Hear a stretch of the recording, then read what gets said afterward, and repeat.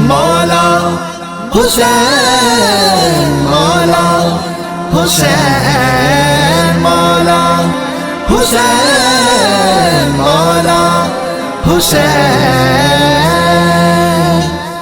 دل حسینی ہے تو یہ جان بھی حسینی ہے دل حسینی ہے تو یہ جان بھی حسینی ہے دل حسینی ہے تو یہ جان بھی حسینی ہے دل حسینی ہے تو یہ جان بھی حسینی ہے جو ہے سچا وہ مسلمان بھی حسینی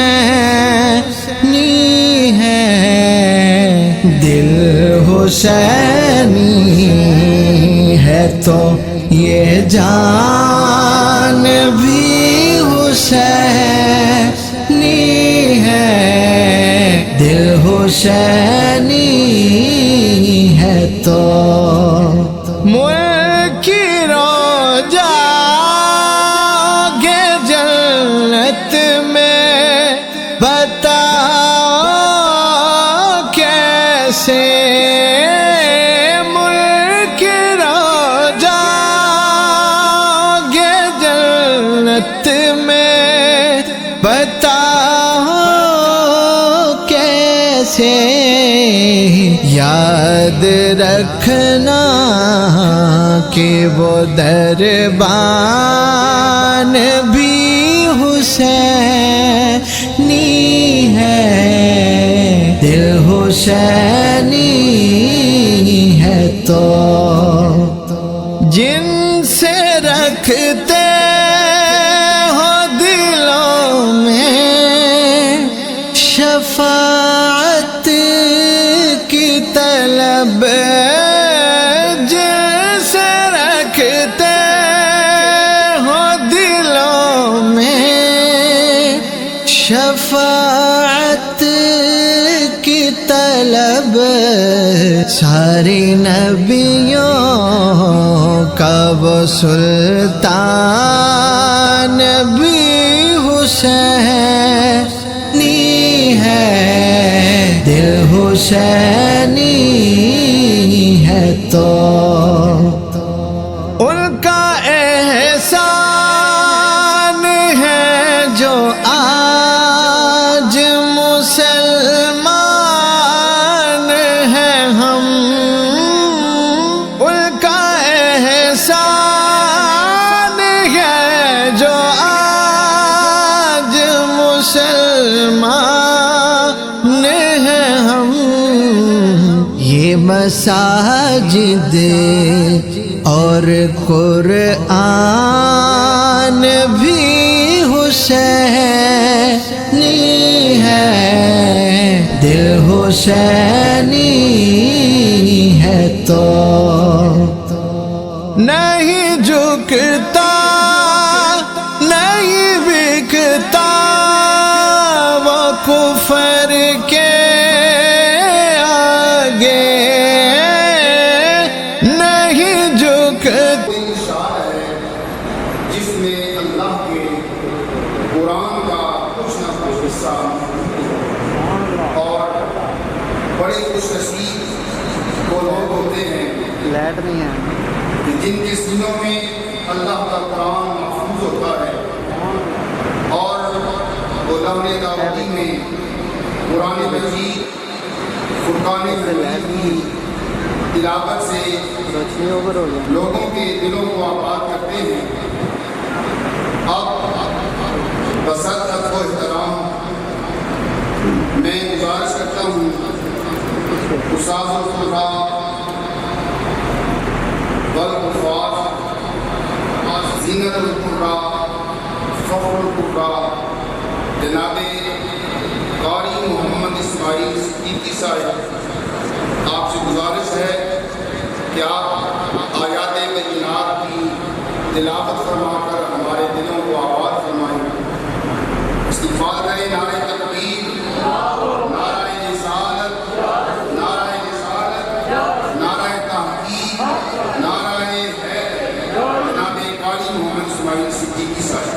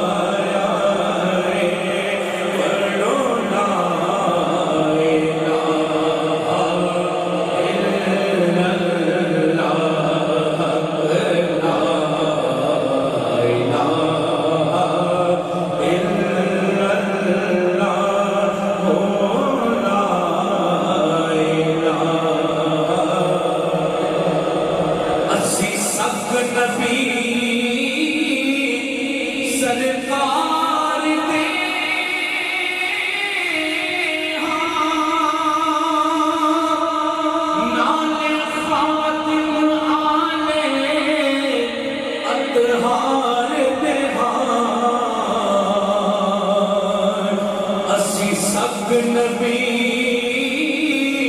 سرکار دے نال خادم والے اطہار دے نال منگتے ہوتے دربار دے پڑھو لا الہ الا اللہ حق لا الہ الا اللہ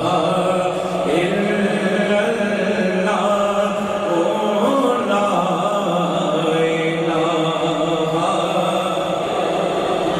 میرے خانے عالم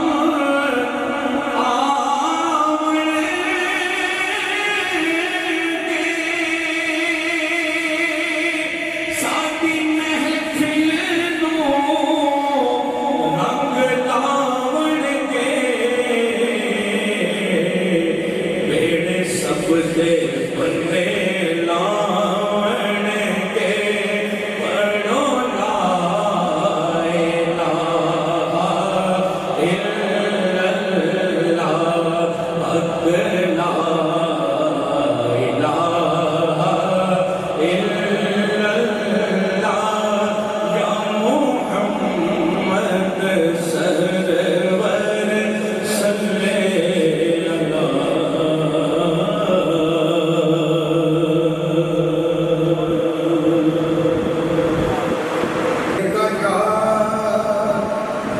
یا رسول اللہ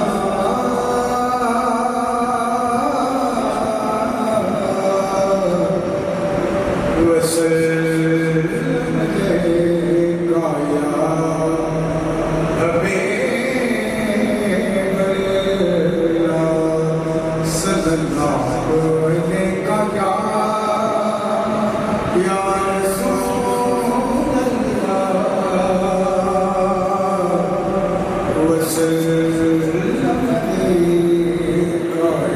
یا حبیب حضرات گرامی پنجابی نام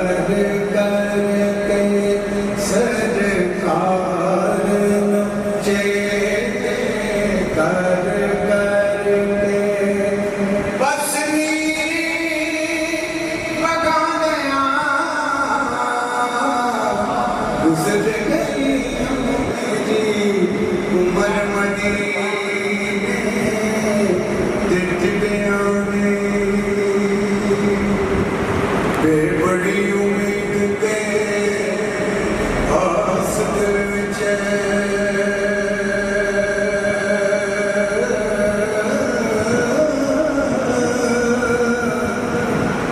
نبی پاک دا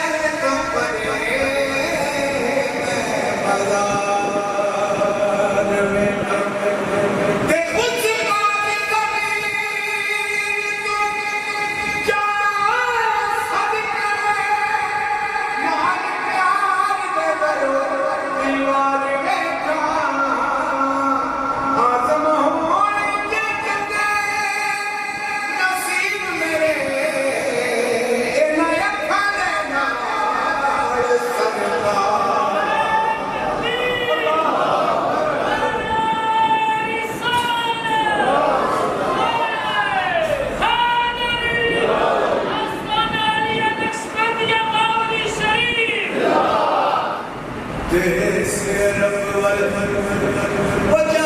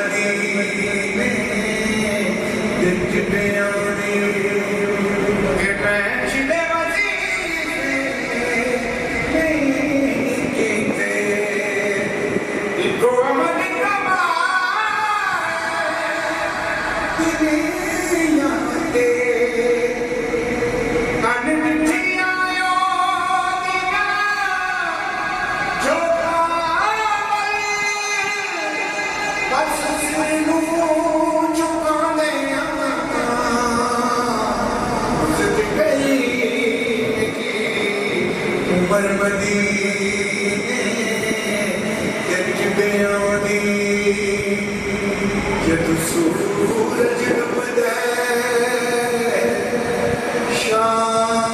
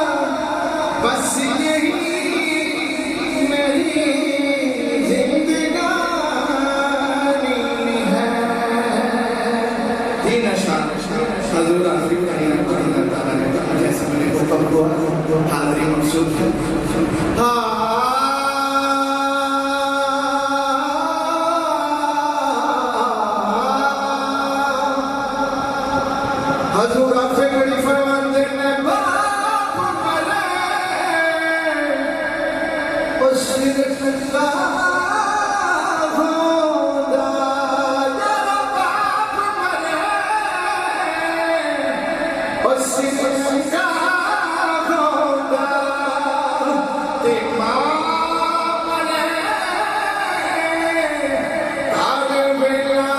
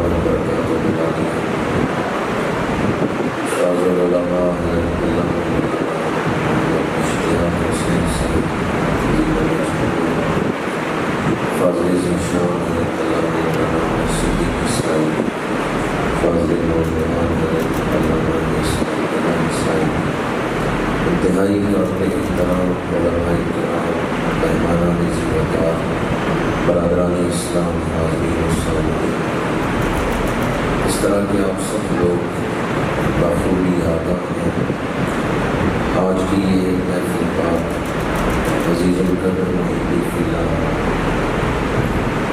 اور مولانا قاری عبدالرزاق صاحب صلی اللہ تعالی عبادت گرامی عاشق رسول محب اولیاء جناب صوفی خادم حسین صاحب مرحوم مفروض کی اتصال ثواب کے لیے ختم چینل کے سلسلہ میں انعقاد پذیر ہے۔ دعا ہے کہ خالق کائنات اس محفل کو شرف قبولیت عطا فرمائے۔ صوفی خادم حسین صاحب مرحوم مفروض کی مزار میں کروڑ رحمتوں کا نزول فرمائے۔ میں محترم صوفی خادم حسین صاحب مرحوم مفروض کے معاملات سے ان کے وظائف سے زیادہ واقف نہیں ہوں، لیکن ان کی زندگی کی ایک ایسی نیکی ہے جو ان کے لیے صدقہ جاریہ ہے، اس سے میں واقف ہوں۔ انہوں نے اپنے اکلوتے بیٹے کو دین کی خدمت کے لیے وقف کیا۔ حضرت قبلہ قاری صاحب نے جب میں بھیجا قرآن مجید حفظ کرنے کے لیے، میں صوفی خادم حسین صاحب مرحوم مفروض کے اس صدقہ جاریہ سے واقف ہوں۔ جب تک قاری عبدالرزاق صاحب قرآن مجید پڑھتے رہیں گے، پڑھاتے رہیں گے، تراویحوں میں سناتے رہیں گے، اس کا ثواب ان کے والد گرامی کو بھی پہنچتا ہے، اور آگے ان کے ذریعے جس نے قرآن سیکھا، ان کے جس شاگرد نے قرآن پڑھا، پھر اس سے آگے جس نے قرآن پڑھا، یہ سارا سلسلہ فیض ان کے والد گرامی کو بھی ثواب پہنچتا ہے۔ میں آپ سب لوگوں کی خدمت میں گزارش کروں گا، ابھی کتنا کلام ہمارے ثنا خانوں نے پڑھا، کتنی دفعہ انہوں نے یہ شعر پڑھا جس میں دنیا کے عارضی ہونے کا اور فکر آخرت حضرت میاں محمد صاحب کی اشعار آپ نے سنے۔ ہمیشہ یہاں نہیں بیٹھے رہنا، کچھ عرصہ یہاں گزارنا ہے۔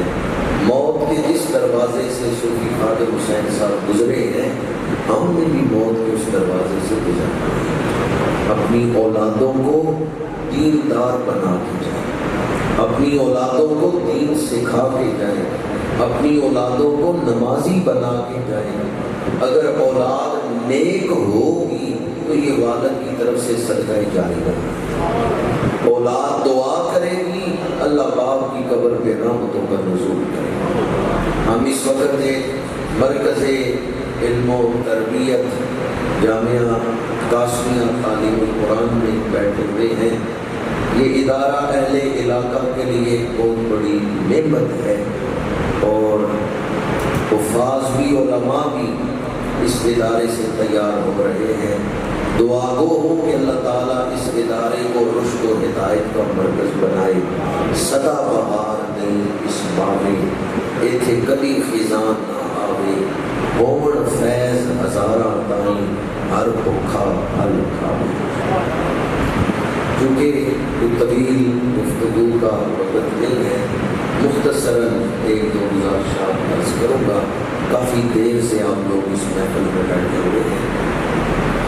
قرآن پاک کی جو آیت مبارکہ میں نے تلاوت کی ہے، اس کے ترجمے سے پہلے تمہیداً یہ کلمات عرض کر رہا ہوں۔ اسلام نے ہمیں اخوت کے رشتے میں جو پرویا ہے، جوڑا ہے۔ ایک مسلمان دوسرے مسلمان کا بھائی ہے۔ انما المؤمنون اخوۃ، مومن آپس میں بھائی بھائی، مومن آپس میں، جو بول سکتے ہیں صرف وہی بولیں کہ مومن آپس میں۔ اب ایک بھائی مشکل میں ہو تو دوسرے بھائی کو مدد کرنی چاہیے یا نہیں کرنی چاہیے؟ ایک بھائی تکلیف میں ہو، دوسرا بھائی مدد نہ کرے، اس نے بھائی چارے کا حق ادا نہیں۔ اپنی تکلیف تو ہر کوئی محسوس کرتا ہے، کمال انسانیت تو یہ ہے کہ دوسروں کی تکلیف محسوس نہیں۔ اپنی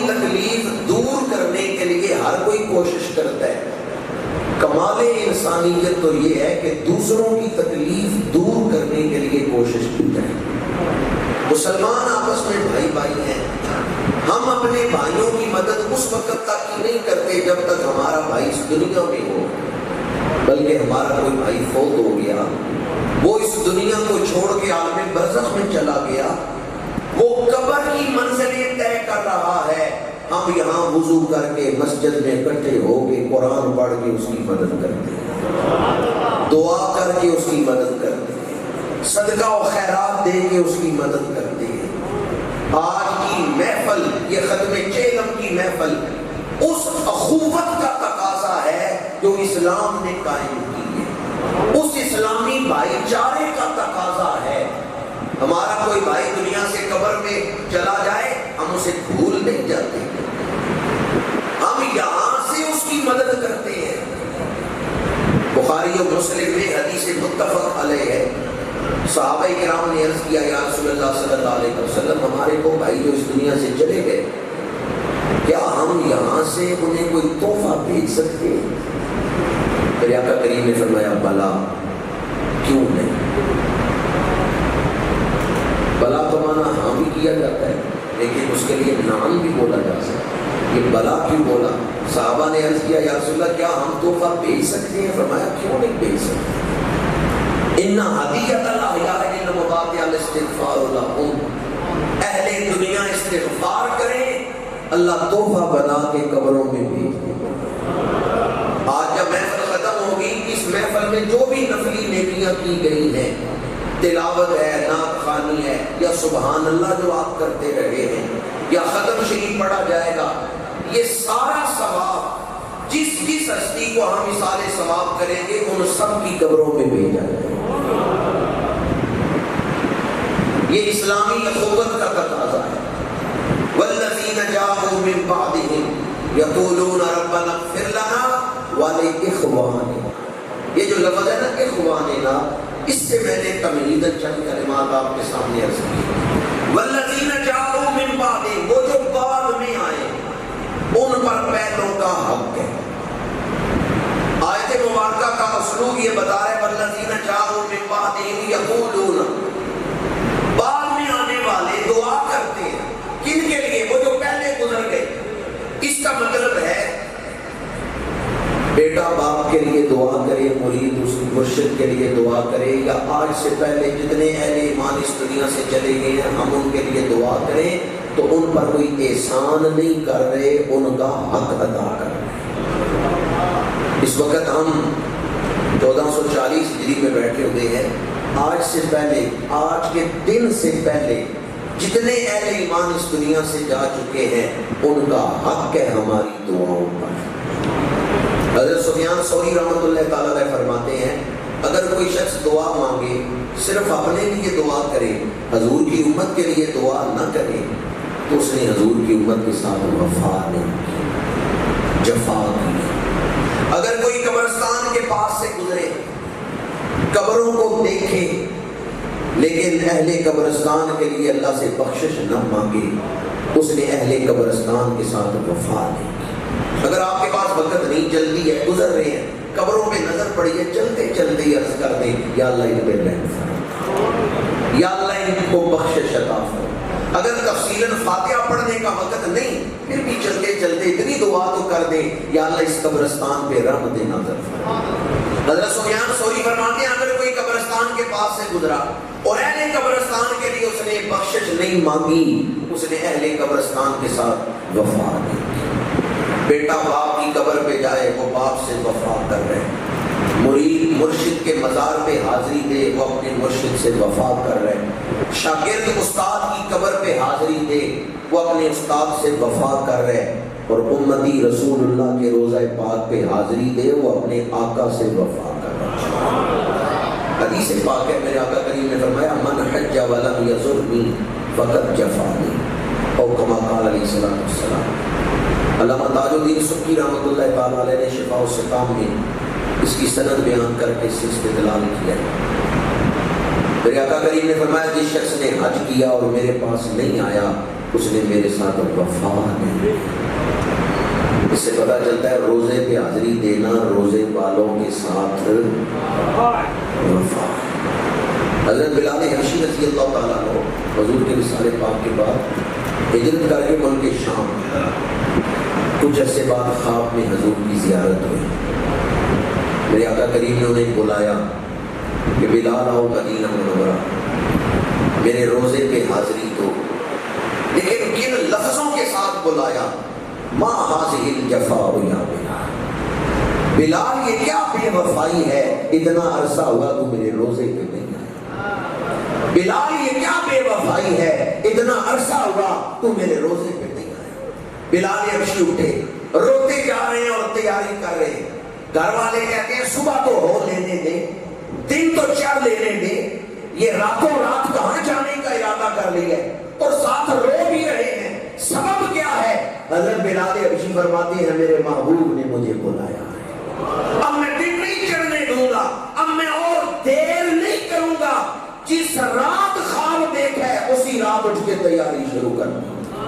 اور گھر سے نکلتے ہوئے زبان میں الفاظ کیا ہیں؟ یا رسول اللہ بلال آپ کے قدموں میں آ رہا ہے، یا رسول اللہ بلال بے وفا نہیں ہے، بلال آپ کے روزے پہ حاضری دینے کے لیے آ رہا ہے۔ پتا چلا روزے پہ حاضری دینا روزے والوں کے ساتھ وفا ہے۔ اور اگر کوئی بھول جائے، یاد ہی نہ کرے، امام طبرانی نے المعجم الاوسط میں یہ الفاظ نقل کیے، یحزن جیرانہ، جنہیں ایصال ثواب نہیں کیا جاتا وہ لوگ اپنی قبروں میں غمگین ہوتے ہیں، وہ لوگ اپنی قبروں میں غمگین ہوتے ہیں کہ ہماری اولاد ہمیں بھول گئی۔ حضرت عارف کھڑی رحمۃ اللہ تعالیٰ علیہ نے جب یہ احادیث دیکھی، شیخ عبدالحق مقدس دہلوی نے شیعۃ العلماء میں، اعلیٰ حضرت نے ادیان الاربعہ میں ایسی احادیث نقل کی ہیں کہ روحیں اپنی اولاد کے گھروں کی طرف دیکھتی ہیں، دعا کا انتظار کرتی ہیں۔ عارف کھڑی کہتے ہیں میری تو اولاد ہی کوئی نہیں، کیونکہ آپ نے شادی نہیں کی، کہتے ہیں میری روح اس کے گھر کی طرف دیکھے گی، کون بندے نو یاد کرے سی، ڈھونڈے کون قبر کو، کس نو درد اساڈا ہو سی وانگ او رنڈی ہر، روح درود گنن سب جاسن آپو اپنے گھر نو، تیرا روح محمد بخشا تکسی کے در، تیرا روح محمد بخشا تکسی کے در۔ مرشد کریم کی زیارت ہوئی، انہوں نے کہا غم نہ کر، جو میرے پاس آئے گا وہ تیرے پاس بھی حاضری دے گا۔ پھر آپ نے لکھا میرا روح محمد بخشا تکسی پیر سچے دے در، جو بات ہمارے محققین نے احادیث کی روشنی میں لکھی ہے وہی صوفیاء نے اپنے مکشوفات کی روشنی میں بیان کی ہے۔ روحیں انتظار کرتی ہیں، ایصال ثواب کیا جائے روحیں خوش ہوتی ہیں، اور اگر اولاد بھول جائے روحیں غمگین ہوتی ہیں۔ پہلوں کا حق ہے بعد میں آنے والوں پر، یقولون وہ دعا مانگتے ہیں ربنا اغفر لنا، اللہ کریم نے دعا کے الفاظ بھی بیان کی ہیں۔ پہلا لفظ ہے ربنا، کون سا لفظ ہے؟ حضرت امام جعفر صادق رضی اللہ تعالیٰ عنہ فرماتے ہیں اگر کوئی شخص 5 دفعہ یہ لفظ پڑھے ربنا ربنا ربنا ربنا ربنا، اللہ کریم رحمت کے دروازے کھول کے فرماتا ہے میرے بندے مانگ کیا مانگ، ربنا ہے ہماری ضرورتیں پوری کرنے والے۔ اب آگے ضرورت کون سی بیان ہوئی ہے؟ ربنا اغفر لنا، ہمیں بخشش عطا فرما۔ کون سی ضرورت؟ چند لوگ ہی بولے، کپڑے ضرورت ہے، مکان ضرورت ہے، کھانا پینا ضرورت ہے، دنیا کی دولت ضرورت ہے، کیا بخشش حاصل کرنا بھی آپ کی ضرورت ہے؟ یہ جو عارضی چند تھوڑے عرصے کے لیے ضرورت ہے، کھانا پینا مکان لباس، اس کو تو اپنے ذہن پہ آپ نے طاری کیا ہوا ہے، حاوی کیا ہوا ہے، زندگی پسی جا رہی ہے ان ضرورتوں کے تصور سے کہ میں دولت کہاں سے کماؤں گا، میں مکان کیسے بناؤں گا، اس سوچ میں ہی وقت سارا گزر رہا ہے۔ مجھے بتائیں 70-80 سال دنیا میں گزار کے جب دنیا سے بندہ چلا گیا اب اسے کس چیز کی ضرورت ہے؟ قبر میں جا کے کس چیز کی ضرورت ہے؟ آخرت کی زندگی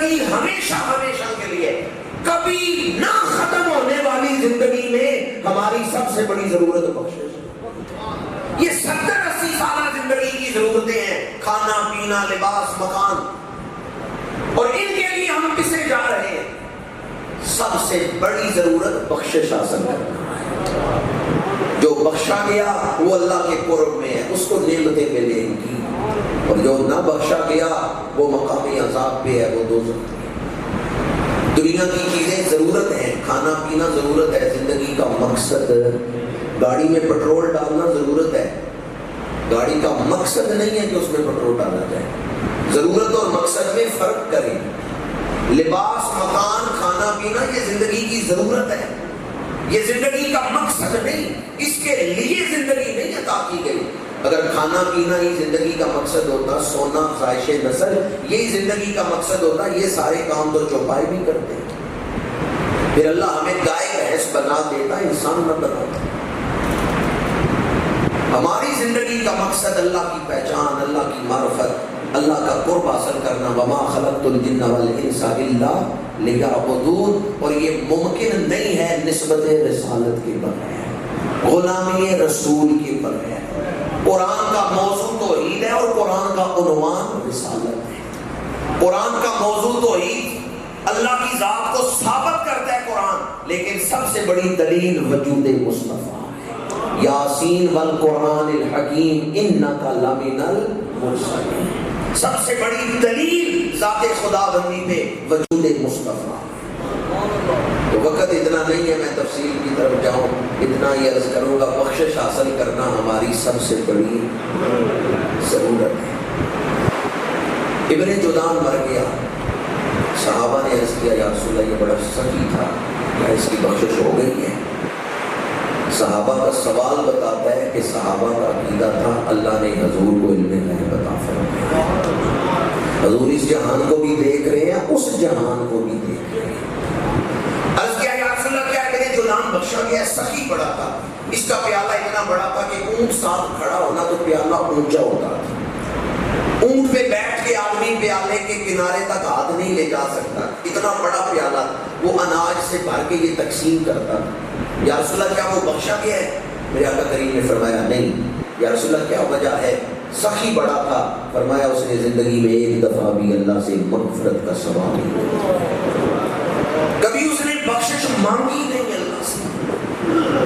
قرآن مجید میں اللہ نے دعائیں اس لیے نازل کی ہیں تاکہ ہماری تربیت ہو جائے، ہمارا دھیان ان چیزوں کی طرف ہو جائے جو مانگنی چاہیے۔ ہم صرف مادیت والی چیزیں ہی نہ مانگتے رہے، اس لیے اللہ نے قرآن میں دعائیں نازل کی کہ کیا کیا مانگنا چاہیے، ان چیزوں کی طرف ہمارا دھیان ہو جائے۔ ربنا اغفر لنا، اے ہمارے رب ہمیں کیا عطا فرما۔ دعا قبول ہو گئی تو آج نہ صرف صوفی خادم حسین صاحب مرحوم و مغفور کی قبر پہ رحمتیں نازل ہوں گی، بلکہ ہم سب یہاں سے بخشش لے کر جائیں گے۔ آپ کوئی رسم پوری کرنے یہاں آئے، ختم چیلم رسم ہے، یہ عبادت ہے، کیونکہ دعا عبادت ہے، الدعاء مخ العبادت۔ جب ہم نے ختم شریف کو رسم بنا لیا تو پھر ہم اس کی غرض و غایت سے معلوم، اس کے نفع برکتوں سے معلوم ہو گئے۔ ربنا اغفر لنا، اے ہمارے رب ہمیں بخشش عطا فرما۔ کیا صرف اپنے لیے بخشش مانگی نہیں، والے اخواننا، اور ہمارے بھائیوں کے لیے، الذین سبقونا بالایمان۔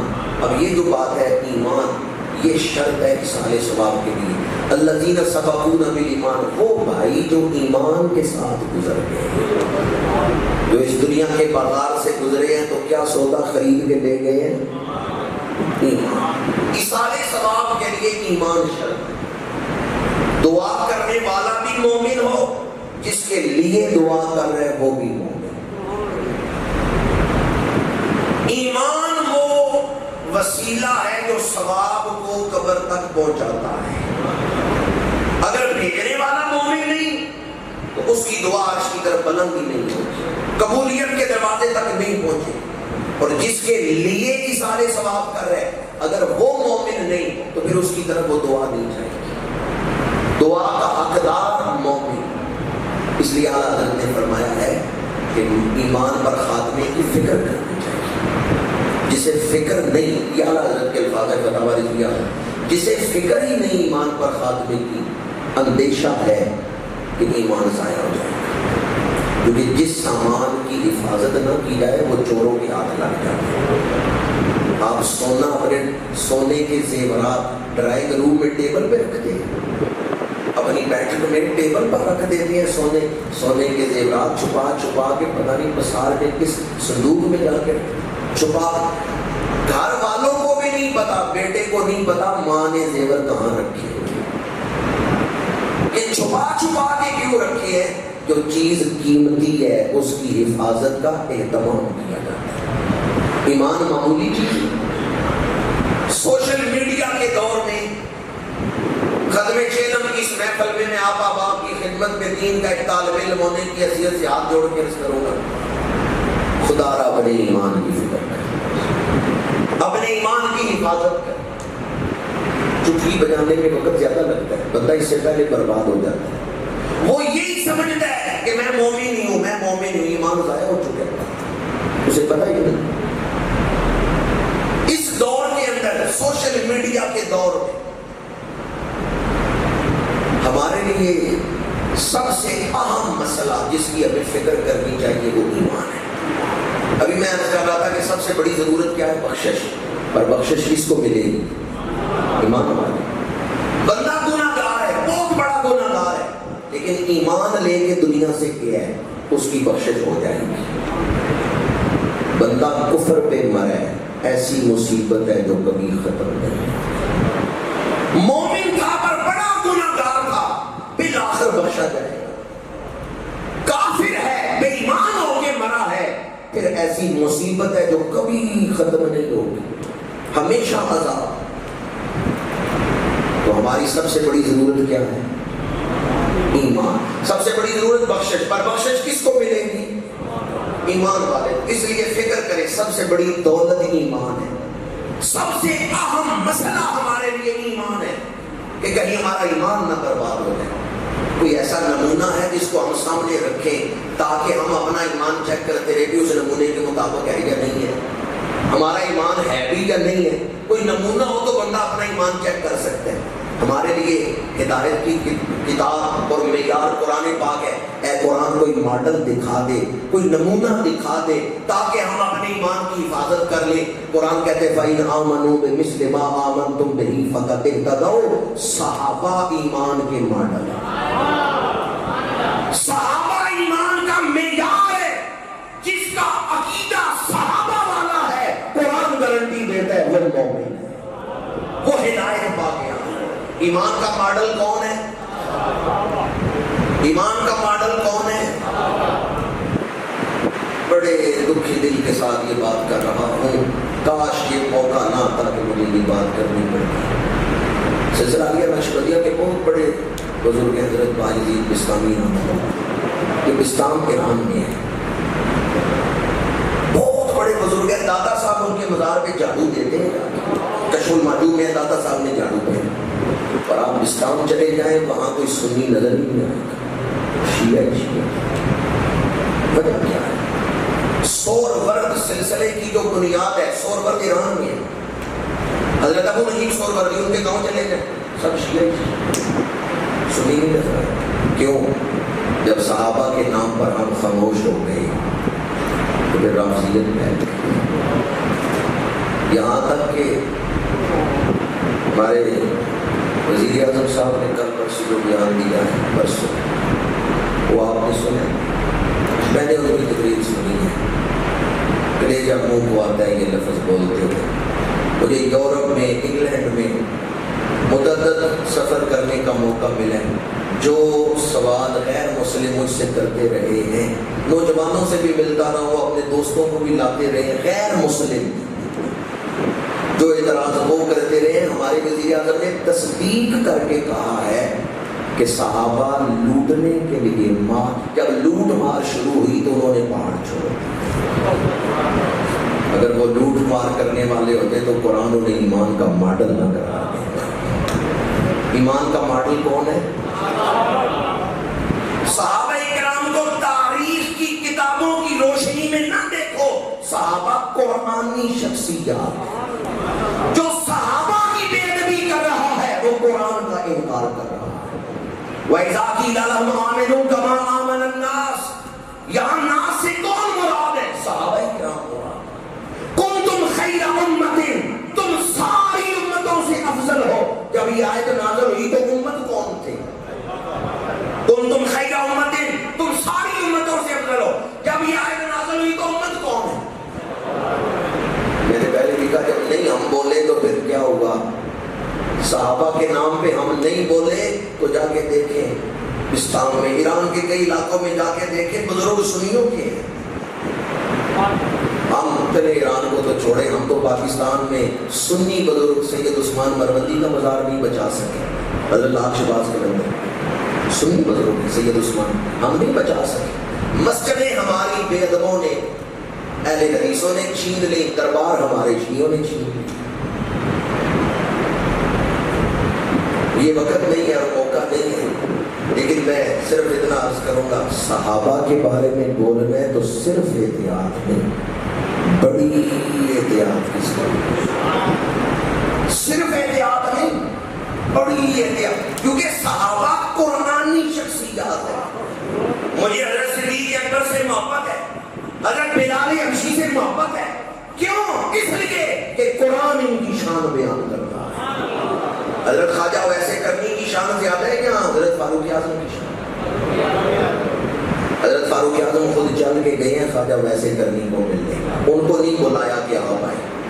امیر المومنین فاروق اعظم خود چل کے گئے حضرت خواجہ ویسے کرنی کے بعد، شان کس کی زیادہ ہے؟